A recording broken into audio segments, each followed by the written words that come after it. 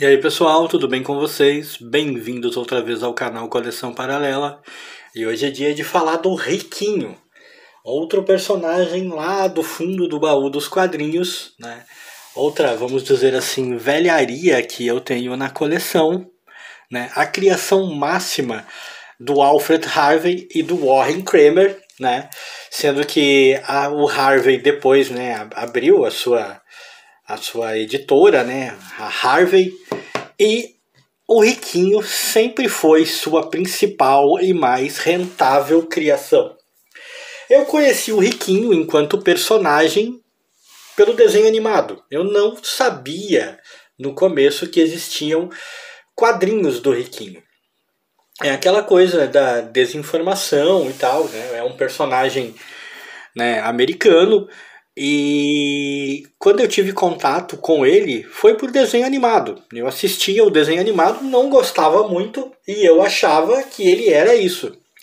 Depois de um tempo, quando comecei a me interessar por quadrinhos, eu até cheguei a ver na infância anúncios da revistinha do Riquinho em outras revistas que eu lia. Mas como eu já falei tantas vezes aqui, esse tipo de personagem não era o meu foco quando menino, então eu não tinha interesse e eu jamais tive uma edição do Riquinho enquanto menino. Desculpa, gente, bati na mesa. Eu jamais tive uma revistinha do Riquinho enquanto menino, nunca tive, nunca nenhuma passou pela minha mão. Agora, muitos anos depois, é que eu acabei encontrando essas 4 edições do Riquinho.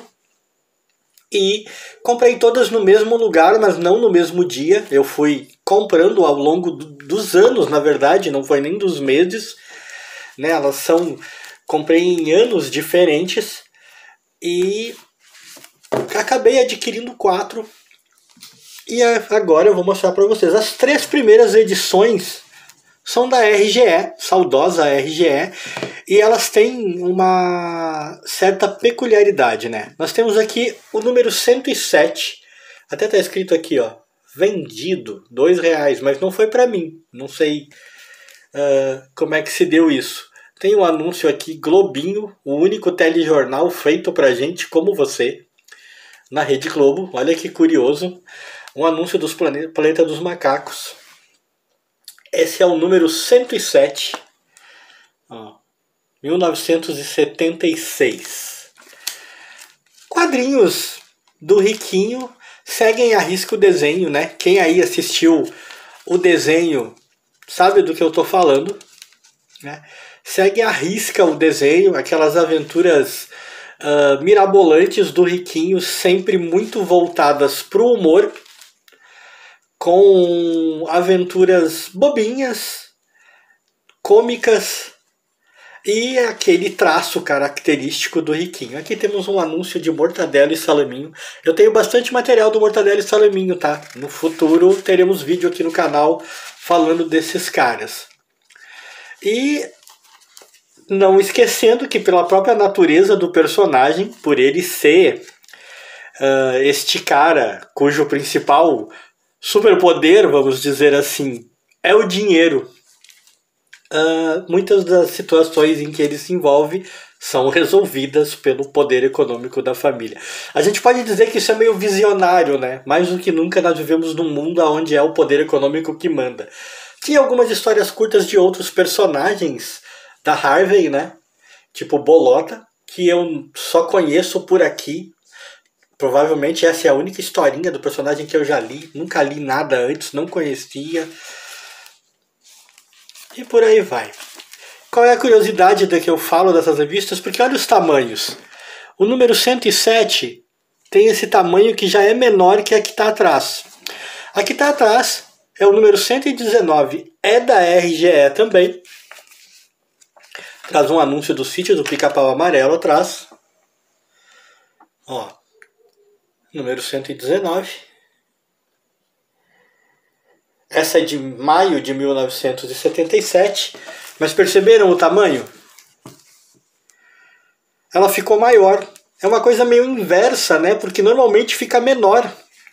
Normalmente optam por diminuir o tamanho das revistas, mas ela ficou maior. Ela tem esse anúncio aqui que eu considero curioso. A Vaca Voadora. Cara, eu nunca li Nenhum quadrinho. Eu tô supondo que isso aqui é quadrinhos. Eu nunca li nenhum quadrinho da Vaca Voadora.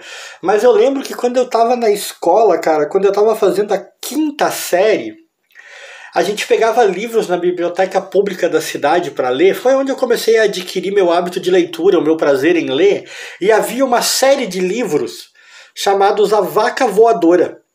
E quando eu me deparei com isso aqui, eu achei tremendamente curioso, porque eu fiquei pensando, A Vaca Voadora era uma série de livros que virou quadrinhos? Uma série de quadrinhos que virou livro? É interessante, né? Talvez um dia eu vá procurar saber mais a respeito. Na primeira página dessa história do Riquinho, ela já começa curiosamente, ó, nas duas edições, com esse mesmo personagem aparecendo aqui, né? O Reginaldo. Tá em todas, é tipo um dos grandes vilões do Riquinho. E de mais a mais, o Reginaldo sempre aprontando, né? Sempre usando das parafernálias, das invenções dos cientistas do Riquinho para criar problemas. E a história em si segue o padrão Riquinho. Inclusive, história com robôs de novo, né? Quem viu eu folheando antes ali deve ter notado que tinha histórias com robôs. Mais anúncio do Mortadelo e Salaminho. E sempre aquela questão, né? A namoradinha do Riquinho, por assim dizer, ó. E sempre aquela questão, né? Riquinho se metendo em confusões, Riquinho ajudando as outras pessoas, né? As invenções e o poder econômico da família do Riquinho falando mais alto quando ele tem dinheiro para comprar 1000 coisas, 1000 soluções, ou a família simplesmente é dona convenientemente de alguma empresa que possui a capacidade de ter o maquinário, o suporte, seja lá o que for que é necessário para resolver a confusão em que ele se mete, tá? Era seguindo isso. O anúncio do fantasma. O Reginaldo parece ganhar uma grande relevância aqui. Almanaque de Binostalgia. Eu gostaria de encontrar um desses, viu? O anúncio do Pimentinha. O Reginaldo parece ter grande importância, pelo menos nas revistas em quadrinhos. Eu assisti muito pouco o desenho, eu tenho muito pouca memória. Eu não lembro se ele era assim tão relevante como vilão no desenho animado, mas nos quadrinhos parece que ele era realmente um vilão muito recorrente, muito importante. Eu também não cheguei a assistir aquele filme que fizeram, né, do Riquinho, né, que teve um filme aí, até com Macaulay Culkin, se não me engano, o ator, não me recordo agora, mas teve um filme, eu não cheguei a assistir, não faz o meu tipo. E aí chegamos a essa daqui, que é o número 189, e que ainda é da RGE, mas olha só, encolheu. Se for por ordem de tamanho, vindo em ordem crescente, olha só o quanto diminuiu. Então ela começou de um tamanho, ela ficou maior e ela voltou a encolher, e a encolher muito, assumindo o aspecto formatinho clássico que a gente tanto conhece. E essa edição aqui já é dos anos 80, ó. Janeiro de 1983, e é o número 189. A se considerar que este já é o número 189, eu não sei, para variar, quantas edições o Riquinho teve enquanto foi publicado no Brasil, mas a se julgar pelo número 189 foi bastante, hein? Foi até bem longeva a publicação do Riquinho. As historinhas dentro daquele padrão, o anúncio do Recruta Zero, como curiosidade, ó, um anúncio do Almanac Premier Marvel, né? Temos aqui o Ron na capa, que hoje em dia nem pertence mais à Marvel. Cara, como as coisas mudam, né? E nessa revistinha aqui, você já não vai encontrar, pelo menos nesta revista, né, o Reginaldo, embora ele apareça, tá? Ele aparece, eu acho que ele aparecia em basicamente tudo, mas ele já não é mais assim o grande vilão da revista, né? A revista já tem um pouco mais de foco em outras histórias, como esse cientista maluco aqui e tal. Então o Reginaldo aqui deu uma diminuída.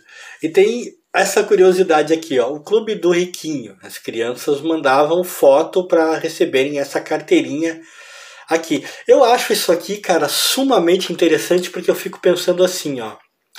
Você publicava na revista essa carteirinha com a foto e o nome da criança. Sei lá quantos exemplares saíram. Vamos dizer que saíam 50 mil exemplares da revista por mês. Você tinha 50 mil exemplares da revista com a foto dessa menina aqui. A Maria Clara da Silva Barreira. Não, Parreira.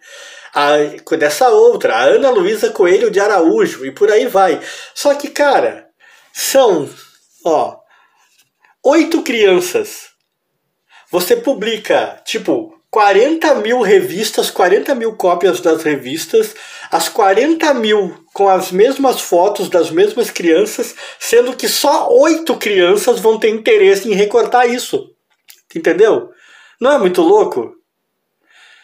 Eu achei isso aqui, cara, um desperdício de papel e uma ideia tão sem nexo. Então por que não faziam uma carteirinha que mandava para a criança pelo correio? Saía, sei lá, saía mais barato. Gastaram impressão, gastaram tempo, né?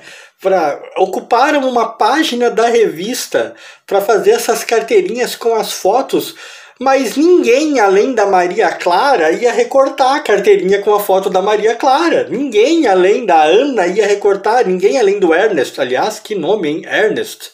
Rapaz, aqui... Bom, tá melhor que esse nome de baixo aqui, né? Rosivaldo. Onde será que andam essas crianças hoje em dia, né?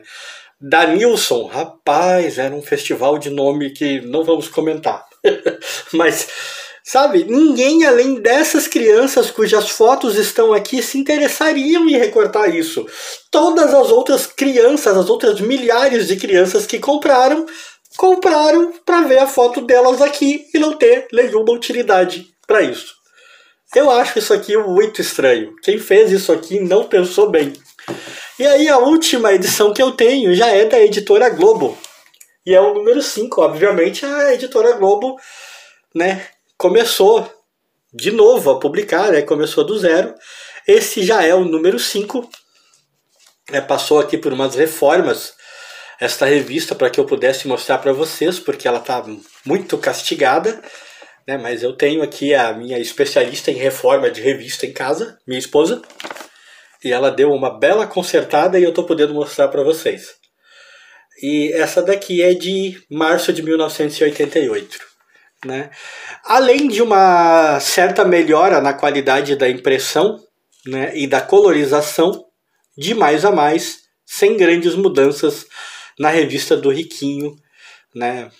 Os mesmos roteiros com os mesmos focos, as mesmas trapalhadas, o mesmo poder do dinheiro. Uma revista que depois que você lê, se você lê com o foco apenas de que é uma revista voltada mais para o público infantil e com um humor bobinho, você consegue se divertir. O Riquinho até me surpreendeu nesse aspecto, tá? Ele consegue ser divertido. Mas aquela ideia da carteirinha do Clube Riquinho, por favor, né? O cara que teve essa ideia pôs o emprego em risco, na minha opinião, né? Mais do que ele, o cara que aceitou essa ideia. Quem gostou, deixa like.